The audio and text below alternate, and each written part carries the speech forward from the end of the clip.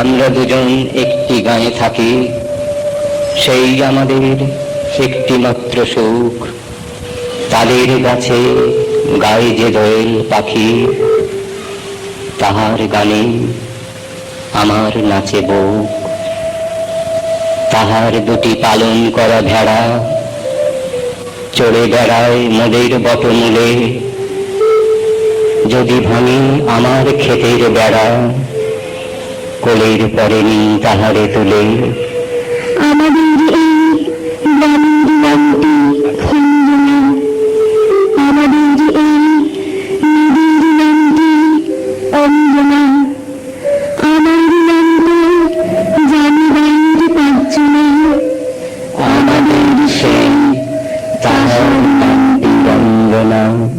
শুরু হচ্ছে নাটক তাহার নামটি রঞ্জনা। রচনা বিধায়ক ভট্টাচার্য, পরিবেশনা ও প্রযোজনা বহুবচন। নাটক তাহার নামটি রঞ্জনা। কি হলো পণ্ডিত মশাই? না, কিছুই হলো না। আরে ও মোটে কোনো কথা শুনতেই রাজি নয়। কত বুঝিয়ে বললাম যে বাপু হে, আর 1 ঘন্টা বাদে তোমার ফাঁসি হবে। তা এই সময় একটু গীতা, একটু চণ্ডী পড়ে শোনা। শুনো। কিন্তু সামান্য একটু হেসে সেই যে বুঝলেন গম্ভীর মুখে আমার দিকে চেয়ে রইল। ব্যাস, হ্যাঁও বলে না, নাও বলে না। তাই কাহাতকার বসে বসে মশার কামড় খাওয়া যায় বলুন, তাই চলে এলাম। বেশ করেছেন, বসুন চুপ করে। ফাঁসির হুকুম আছে এরা 3টে থেকে 4টের মধ্যে।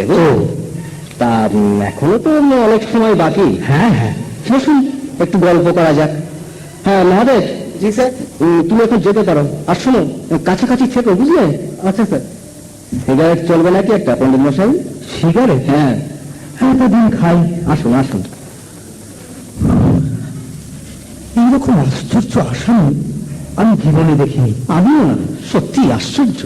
ধরুন না কেন বিরাজবাবু, আজ তো প্রায় 12 বছর আমি এই জেলেই কর্তব্য করছি। হ্যাঁ, কিন্তু এমন একটা নীরব মানুষ না মশাই দেখেছি বলে তো আমার মনে পড়ে না। তবে অনেকদিন আগে বুঝলেন, এই কালু কাহান নামে একজন আসামি এখানে এসেছিল। তো তাকেও দেখেছিলাম ঠিক এমনি গম্ভীর আর বিষণ্ণ। তবে সে ফাঁসির রাত্রে এমন কাঁদতে শুরু করেছিল, তার সেই কান্না থামলো একেবারে ফাঁসি হয়ে যাবার পর। কিন্তু এই কৌশিকের মতো দেখুন, আমি কিন্তু হলফ করে বলতে পারি যে কৌশিক কখনোই ওর আসল নাম নয়। আসল নামটা গোপন করে গেছে। হতে পারে, হতে পারে। না না না, হতে পারে না। ও তাই, এই যে এত যে চেষ্টা করা হলো কোর্টের বাইরে, তা আগা গোড়া নির্বিকার মুখে বলে গেল আমার নাম কৌশিক গুপ্ত, অন্য কোনো নাম আমার নেই। ছেলেটার ব্যবহার আগাগোড়ায় কেমন যেন রহস্যময়। হ্যাঁ, আগা গোড়া। প্রথমত যেমন দেখুন, বালুচরে ওর বয়সী আরেকটি যুবক কিষান চাঁদকে ঠান্ডা মাথায় খুন করে থানায় গিয়ে বলল আমি কিষান চাঁদকে খুন করেছি। হ্যাঁ, তারপর কোর্টে দাঁড়িয়ে প্রথম দিন থেকে শেষ দিন পর্যন্ত একই সুরে বলে গেল আমি খুন করেছি, আমি খুন করেছি, আমি খুন করেছি। জজ সাহেব ওকে জিজ্ঞাসা করলেন কেন খুন করেছো? বললে ওকে খুন করা দরকার হয়ে পড়েছিল। কি বেশি আর একটা কথাও নয়। আচ্ছা, বাড়ি ঘর দুয়ার কোথায় সেসব বলেছিল? কিছু কিচ্ছু না, কিচ্ছু না। তাই আমি ভেবেছি পণ্ডিত মশাই, কি বলুন তো, আজ একবার শেষ চেষ্টা করবো। আচ্ছা আচ্ছা, ওকে এই ঘরে ডেকে এনে, বুঝলেন, হ্যাঁ, আপনি এবং আমি দুজনে মিলে চেষ্টা করবো ও সত্যিকারের পরিচয়টা জেনে নেবার। বেশ বেশ। কিন্তু বিরাজবাবু, একটা কথা আমি ঠিক বুঝতে পারছি না। মানে ও পরিচয়টা গোপন করছে কেন? আমার মনে হয় ও কাউকে বাঁচাতে চাইছে। হয়তো হয়তো কোনো পরিবার কিংবা কোনো আত্মীয় অথবা কোনো মেয়েকে। বারবারও বলছে যে সংসারে কেউ নেই। একটা 26-27 বছর বয়সের যুবকের কেউ কোথাও নেই, এ কথা ভাবতেই যেন কেমন অবাক লাগে, তাই না? হ্যাঁ, লাগেই তো। অথচ দেখুন ওর চেহারা মোটি ছোট লোক বা গুন্ডার মতো না, পরিচ্ছন্ন ভদ্র চেহারা। হ্যাঁ, সে তো দেখলাম। না, কাজ করতে আর ভালো লাগছে না কেন জানি না পণ্ডিত মশাই।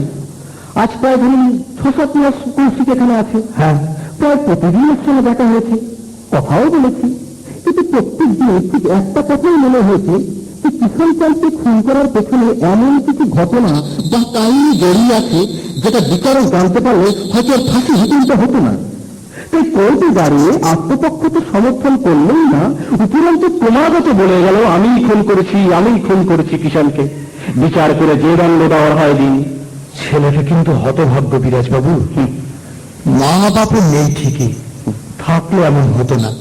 আরে আমার সাথে তো ভালো করে কথাই বললো না। শুধু শুধু আপনার সঙ্গে কেন বন্ধের মশাই? আরে মশাই, সকলের সঙ্গে ওই একই ব্যবহার, কথাই বলতে চায় না কারোর সঙ্গে। তার উপর আরো একটা মজার ব্যাপার কি জানেন? কি? হ্যালো, কে?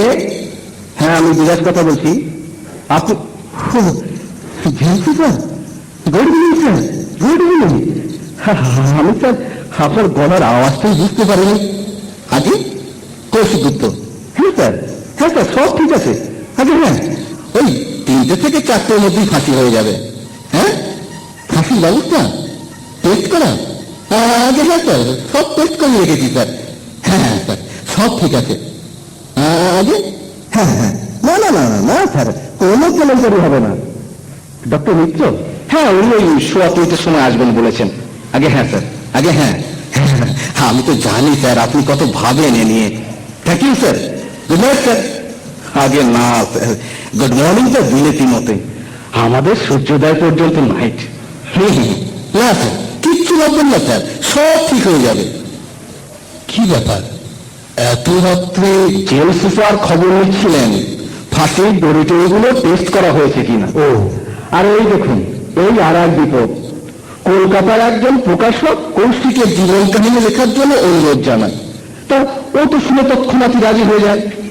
3 মাস 3.5 মাস খেতে মোটা একখানা খাতা লিখে তাদের দিয়েও দেয়।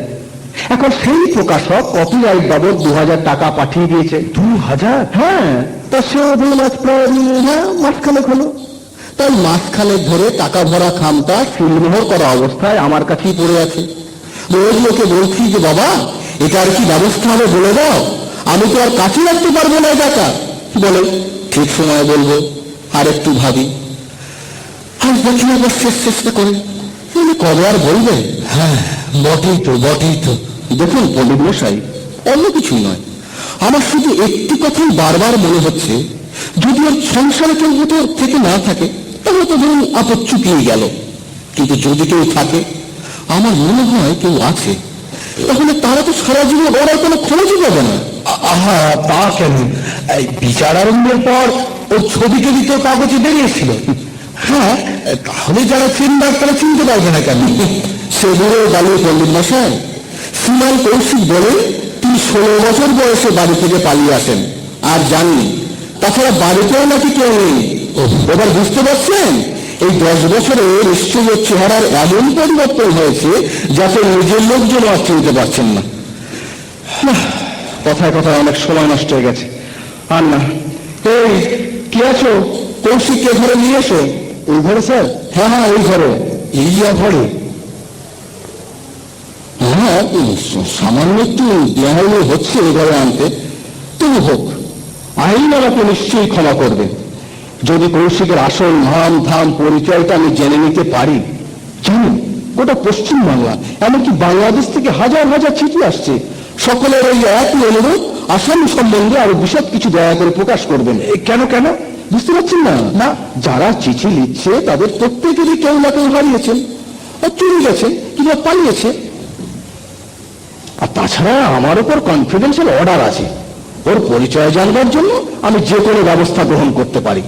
সেই জন্যই ওকে এই ঘরে রাখছি, যদি সহানুভূতির ছোঁয়া লেগে।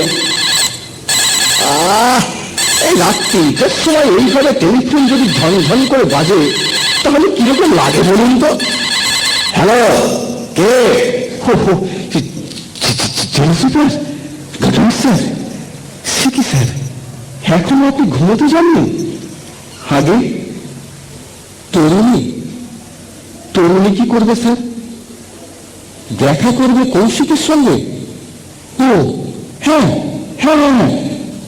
স্যার, আমি আর কি বলবো, আপনি নিজে যখন 2 ঘন্টা কথা বলে কনভিন্সড হয়েছেন।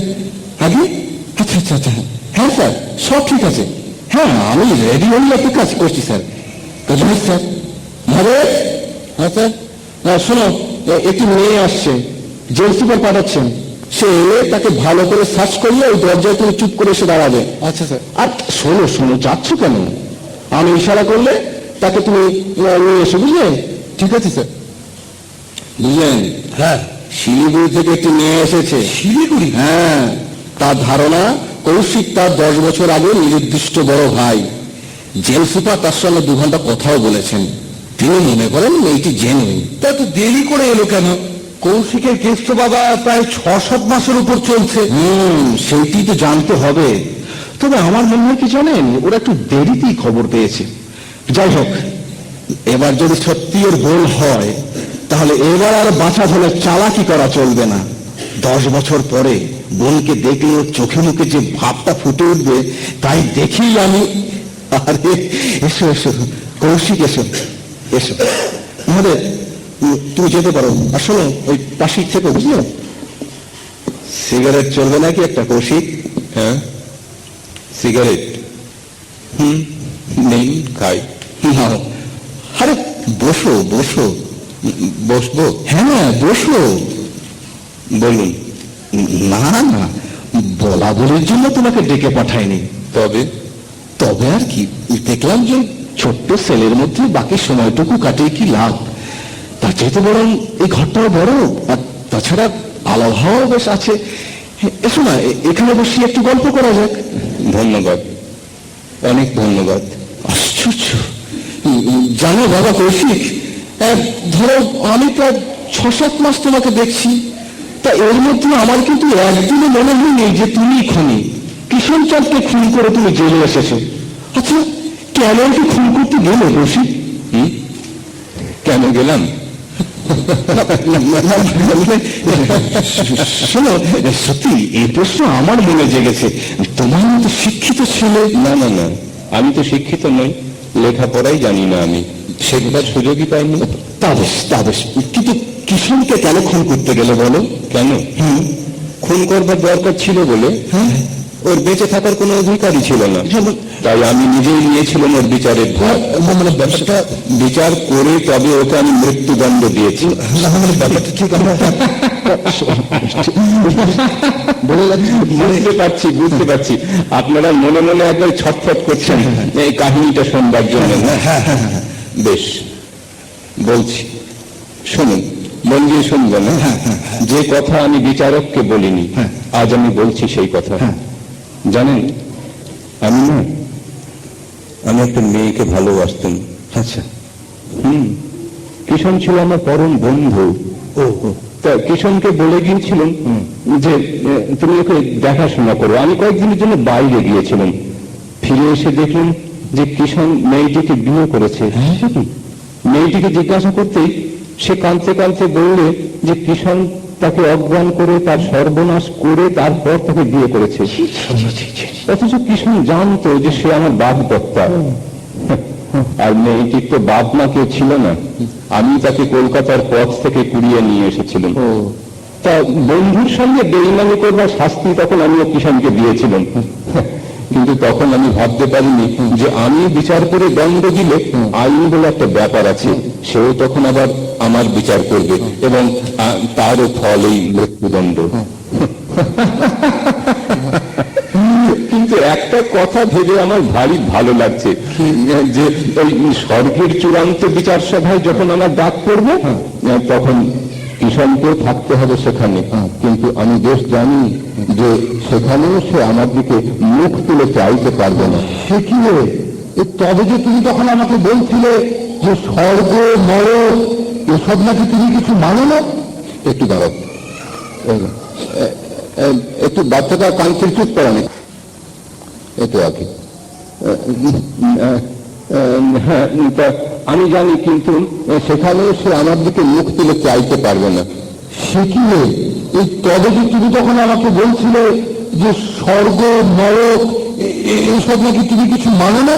চুপ করেন একটু। ঠিক আছে, ছোট ছেলে তো, একটু আগে হ্যাঁ, তা আমি জানি, কিন্তু সেখানেও সে আমার দিকে মুখ তুলে চাইতে পারবে না। সে কি রে? এই তবে যে তুমি তখন আমাকে বলছিলে যে স্বর্গ নরক এসব নাকি তুমি কিছু মানো না? না না না, আমি যোগীর কথা বলেছি পণ্ডিত মশাই। যদি থেকে থাকে তাহলে বিচার হবে, না থাকে তো বয়ে গেল। মেয়েকে এখন কোথায়? আগে তা তো বলবো না। নাম কি তার? তাও বলবো না। বলুন স্যার, আর কি জবাব দিতে হবে? কৌশিক, আমি একটু আগে পণ্ডিত মশাইকে বলছিলাম যে তোমার সত্যিকারের পরিচয় জানবার জন্য আমাদের কাছে কয়েক হাজার চিঠি এসেছে। যদি তুমি দয়া করে তাদের জানিয়ে দিন না যে তারা যাকে খুঁজছেন আমি সে লোক নই। কিন্তু তোমার তো একটা পরিচয় তো জানাতে হবে। হ্যাঁ হ্যাঁ হ্যাঁ, ওই যে আমি তো বলেছি আমার নাম কৌশিক গুপ্ত, পিতার নাম ঈশ্বর গুপ্ত, বাড়ি ছিল বাঁকুড়া জেলার এক গন্ধগ্রামে, গ্রামের নাম কেষ্টপুর কিংবা বিষ্টপুর ঠিক মনে নেই। 16 বছর আগে আমি বাড়ি থেকে পালিয়ে যাই, আর আমার মা তার আগে। আরে আরে আরে, এসব তো তুমি কোনদিন বলেছো হে? তা আপনি আর একবার জানতে চাইলেন তাই বললাম। না, আমি জানতে চাইছি তোমার আসল পরিচয়। আচ্ছা আচ্ছা স্যার, আপনারা তো এই পরিচয়টাকে ফাঁসি দেবেন না? না, ফাঁসি দেবেন তো এই মানুষটাকে। তা সেটা তো আপনাদের সামনে হাজির। না, মনে করো হয়তো তোমার মা তোমার খবরটুকুর জন্য দীর্ঘ। আগে না, মা আমার নেই। তাহলে কি আছেন? কেউ নেই। বাপ ছিলেন, তা বছর 3 আগে খবর পেয়েছি তিনিও দেহ রেখেছেন।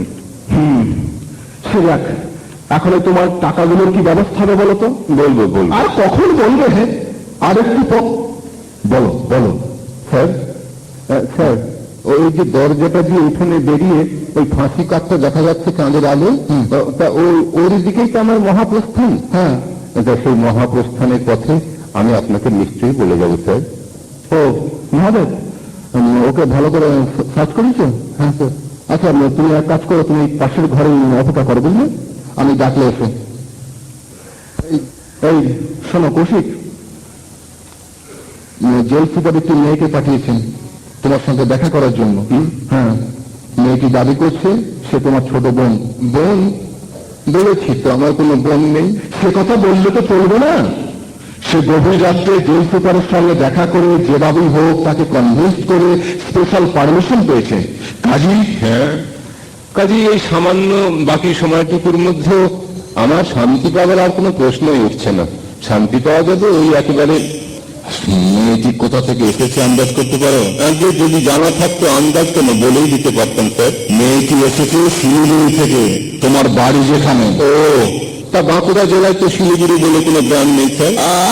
বাঁকুড়া জেলায় থাকবে কেন হয়? শিলিগুড়ি আছে, সেখানে তোমার মা, তোমার আপন মা। আগে তিনি ছেলেবেলায় মারা গেছেন স্যার। আচ্ছা, কেন তুমি বলছো না যে তোমার বাড়ি শিলিগুড়িতে? এই জীবনের শেষ মুহূর্তে শুধু শুধু কতগুলো মিথ্যে কথা বলবো স্যার? আচ্ছা, আপনি কি তাই চান স্যার? কিন্তু মেয়েটিকে শিলিগুড়ি থেকে এত দূর এসেছে শুধু আমার সঙ্গে দেখা করবার জন্য। সে কথাই তো ফোনে জোর সুপার আমাকে বললেন।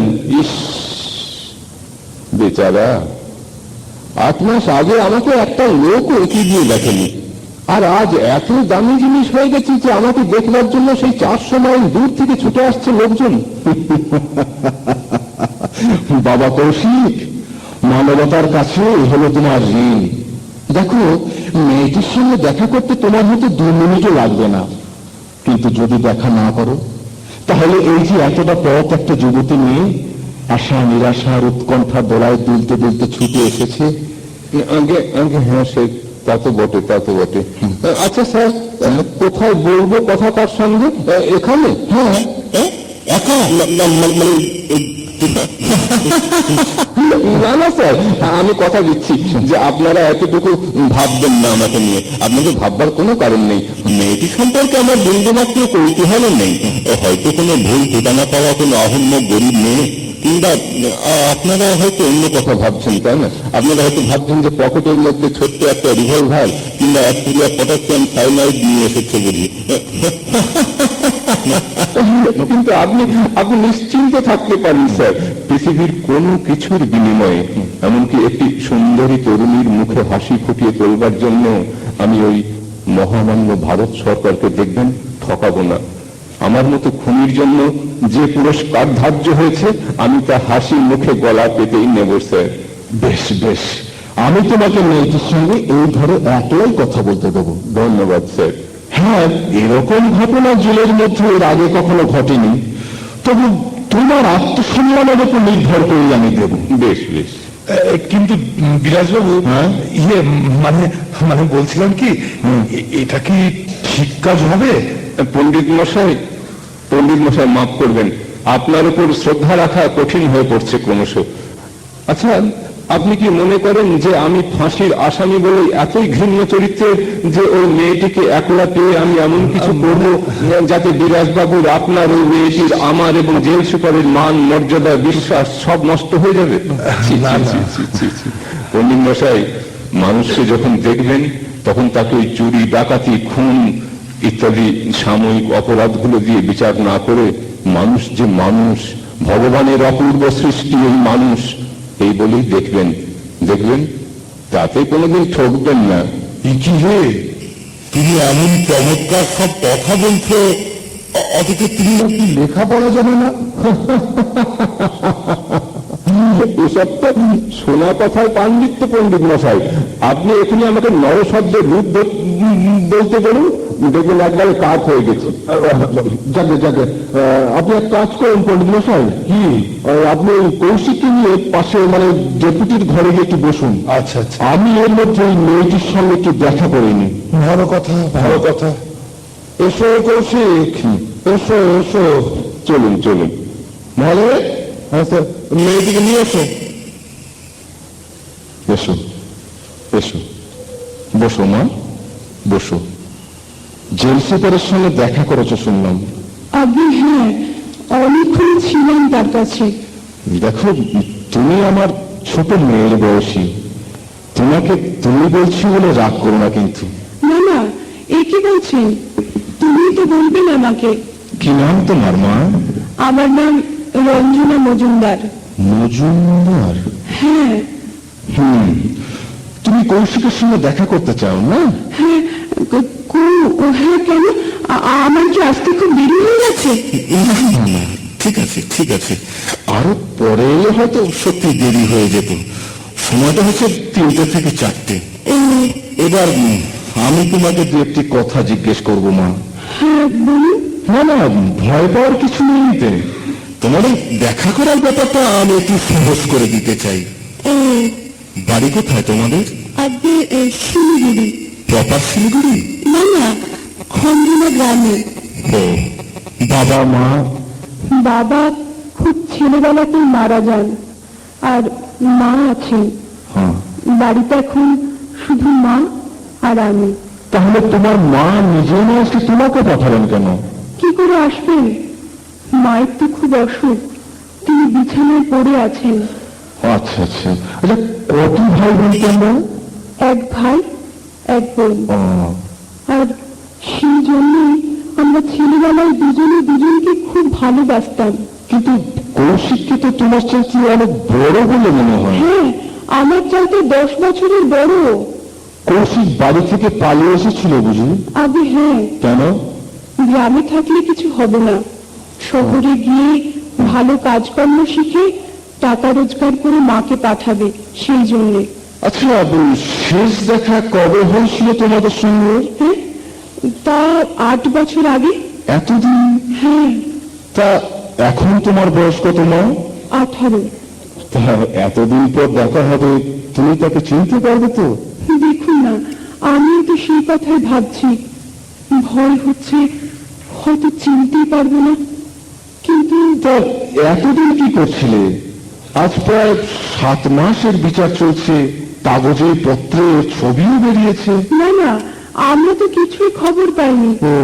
গেল সোমবারে মা একটা মশলা বাঁধা ছেঁড়া কাগজের টুকরোতে দাদার ছবি আর মামলার কথা পড়ে। যদিও দাদার সঙ্গে সেই ছবির মিল খুবই অল্প ছিল, তবু মা আমাকে বললেন, তুই একবার বহরমপুরে যা মা, গিয়ে জেনে আয় সত্যি আমাদের মিঠু না অন্য আর কেউ।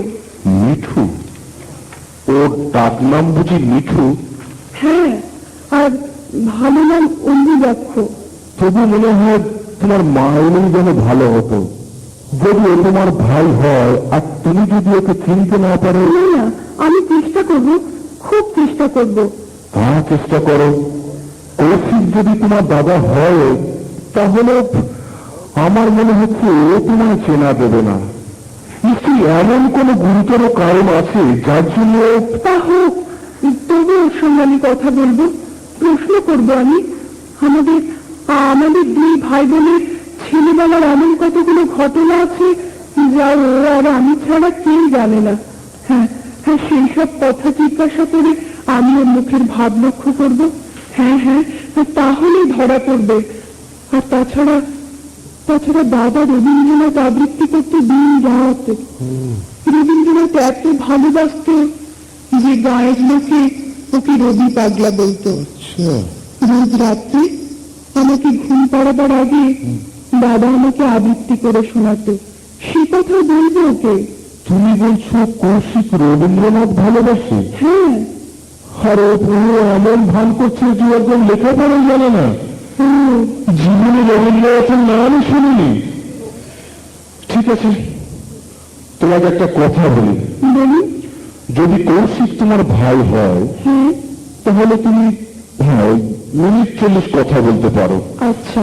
কিন্তু একটা কথা, যদি তোমার ভাই না হয় হ্যাঁ, তাহলে অনর্থক সময় নষ্ট করো না মা, কেমন? ঠিক আছে, তাই হবে। কিন্তু এমন এমন ভয় করছে আমার। কেন? ভাবছি ও যদি সত্যি আমার দাদা হয় তাহলে মাকে ফিরে গেলে কি বলবো? আর যদি দাদা না হয় তাহলে বা কি বলবো? ওই পাশের ঘরে কৌশিক রয়েছে, আমি ওকে পাঠিয়ে দিচ্ছি। মহোদয়, কৌশিক এ ঘরে পৌঁছে দিয়ে তুমি বাইরেই থেকো, বুঝলে? আচ্ছা স্যার। হ্যাঁ, ওরা একলা কথা বলবে।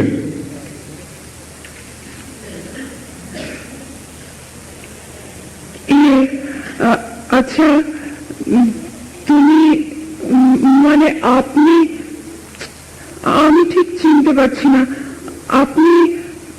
তুমি মিঠুদা না? আমাকে চিনতে পারছো না? আমি রঞ্জনা, রঞ্জু। তা হবে, কিন্তু আমি তো না না না, আপনাকে একদম চিনতে পারছি না।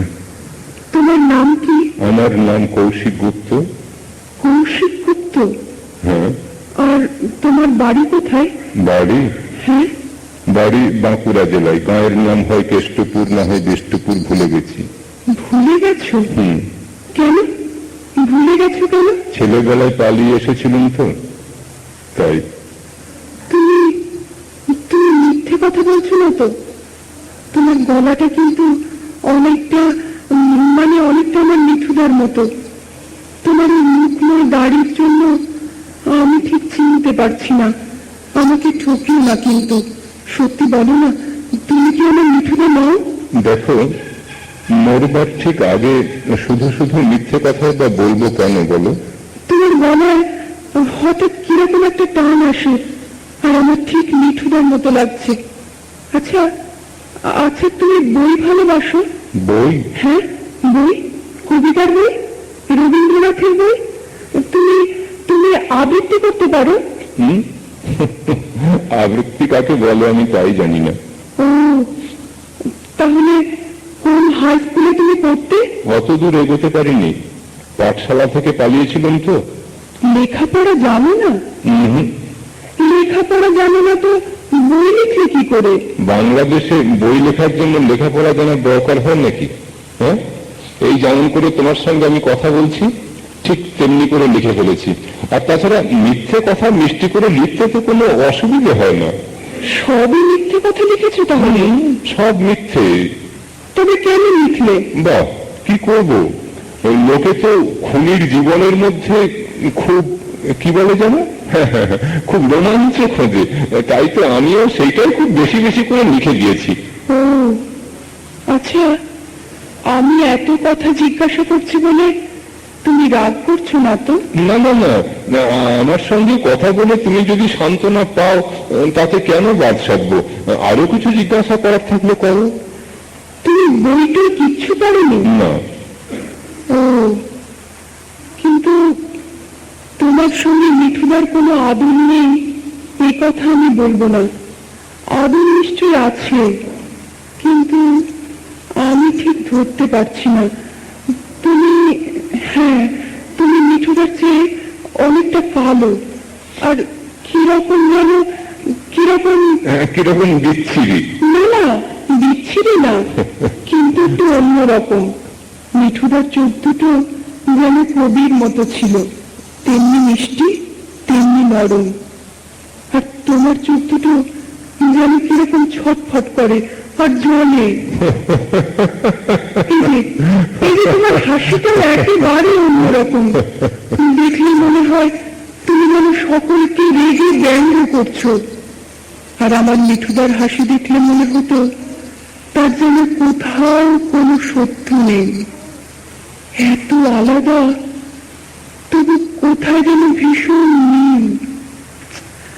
আমি কিছু বুঝতে পারছি না।